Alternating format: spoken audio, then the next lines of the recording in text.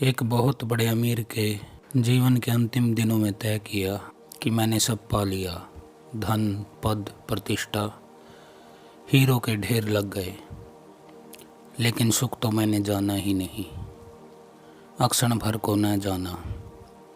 धन को पाने में दुख उठाया, धन पाकर कुछ सुख मिलता नहीं। धन तो है लेकिन सुख कहाँ। और जीवन की अंतिम घड़ी पास आने लगी थी। सूर्य ढलने लगा, अब ढला के तब ढला। यह उतरने लगा पश्चिम में सूरज। कभी भी रात आ जाएगी। इसके पहले कि मौत आए, सुख को जानना ही है। तो उसने एक बहुत बड़ी झोली, बहुमूल्य हीरे जवाहरात भरे, अपने घोड़े पर सवार हुआ और बहुत से फकीरों के पास गया और फकीरों से कहा, यह सारा धन देने को तैयार हूँ, सुख की एक झलक दिखा दो।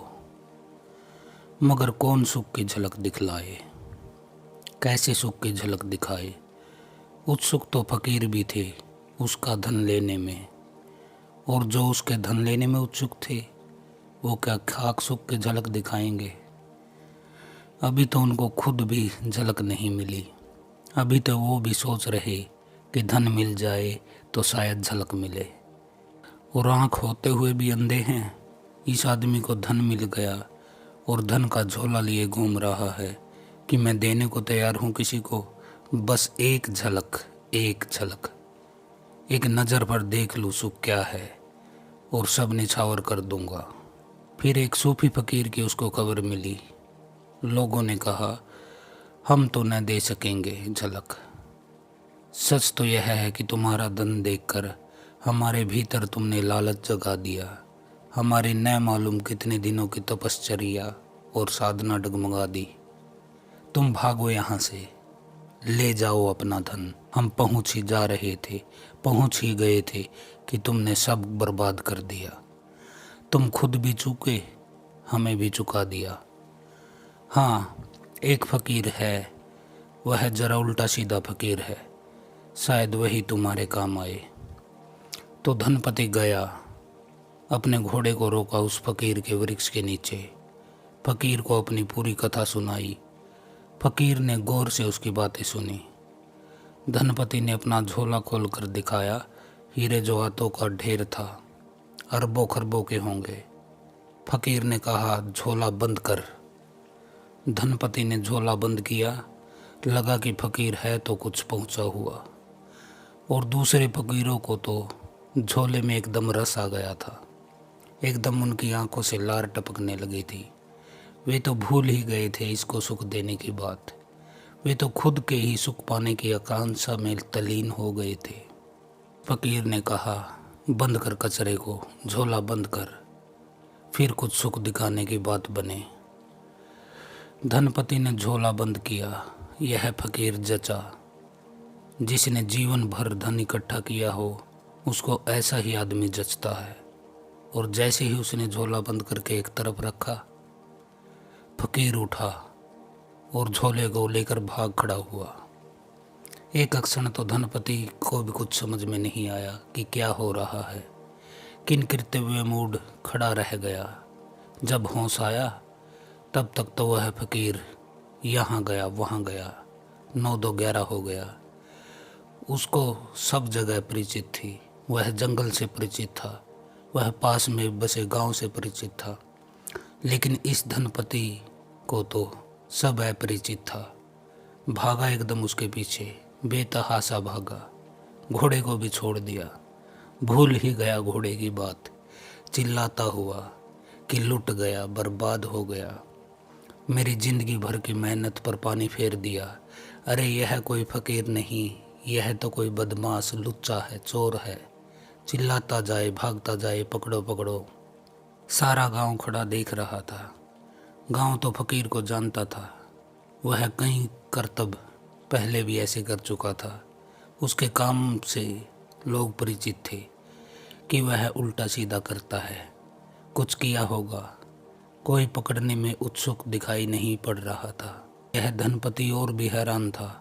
फिर तो वह गालियाँ पूरे गांव को देने लगा कि पूरा गांव बदमाशों का, लुच्चों का है। यह फकीर तुम्हारा नेता है, क्या बात है, पकड़ते क्यों नहीं? लोग हंस रहे थे, खिलखिला रहे थे, मगर उसके प्राणों पर बनी थी। हाँफता भागता फकीर का पीछा करता रहा। फकीर वापस पहुंच गया उसी झाड़ के नीचे जहां घोड़ा खड़ा था। अब भी झोले को वहीं रख दिया जहां से उठाया था। झाड़ के पीछे खड़ा हो गया छिपकर। थोड़ी देर ही बाद धनपति भी वहां हाँफता, पसीने से लथपथ। जिंदगी में ऐसा कभी दौड़ा नहीं था, मौका ही ना आया था। झोला देखा, एकदम उठाकर छाती से लगा लिया और कहा, हे परमात्मा, धन्य है तू। किन शब्दों में तेरा आभार करूं। आत्मा को ऐसी शांति मिल रही है, ऐसा सुख मिल रहा है जो पहले कभी न मिला। फकीर बोला, मिला? चलो दर्शन तो हुआ, झलक मिली। यह धनपति को पता नहीं था कि फकीर झाड़ के पीछे छिपा है। फकीर बाहर आया, अपनी जगह पर बैठ गया। उसने कहा, देख, तू कहता था झलक दिखा दो, दिखा दी। अब अपने घर जा, अब आगे का काम तू कर। तब धनपति को बोध हुआ, चरणों में गिरा, कहा कि मैंने पहचाना नहीं। लुच्चा लफंगा चिल्लाया, चोर कहा, गालियां दी, पूरे गांव को गालियां दी। अब मैं समझा कि वे गांव वाले तुम्हें पकड़ क्यों नहीं रहे थे। वे तुम्हें जानते होंगे, मगर तुमने क्या गजब किया। फकीर ने कहा, इसके सिवा कोई रास्ता नहीं था। यह परमात्मा की विधि है और यही समस्त सद्गुरुओं की विधि है। तुमसे जब तक न हटा लिया जाए तब तक तुम्हें पता ही नहीं चलेगा। अचानक तुम्हें सुख मिल गया। यह झोला तो तुम्हारे पास सदा से था। पहले छाती से लगाकर परमात्मा को कभी धन्यवाद नहीं दिया, आज क्यों धन्यवाद दे रहे हो? थोड़ी देर को मछली समुंदर से छूट गई तो उसे याद आ गया कि पानी जीवन है, पानी का राज क्या है। यह संसार एक शिक्षण व्यवस्था है, इसलिए जिन्होंने तुमसे कहा संसार छोड़ दो, वे वही लोग हैं जो तुम्हारे बच्चों को समझाए कि स्कूल छोड़ दो, भाग खड़े हो जाओ। यह स्कूल छोड़ना नहीं है, यहाँ कुछ सीखना है। यहाँ परमात्मा से विरह हो गया है हमारा। वह जो हमें मूल स्रोत है, उद्गम है, ब्रह्म है, उससे हमारा नाता टूट गया है। इस विरह को भोगना है ताकि फिर से मिलन की संभावना बन सके। विरह के बाद जो मिलन होता है उसका मज़ा ही और है। तो आपने देखा, जीवन भर आप 1 रुपया भी हाथ से छोड़ना नहीं चाहते, इकट्ठा करते जाते हैं, लेकिन जैसे ही मृत्यु नज़दीक आती है आप उस झोले को उठाकर किसी फकीर के पास पहुंच जाते हैं कि यह धन माया का झोला रख लो और सुख की एक झलक दिखा दो।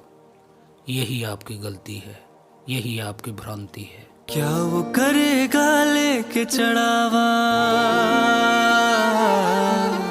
क्या वो करेगा लेके चढ़ावा, सब कुछ त्याग के बैठा कहीं।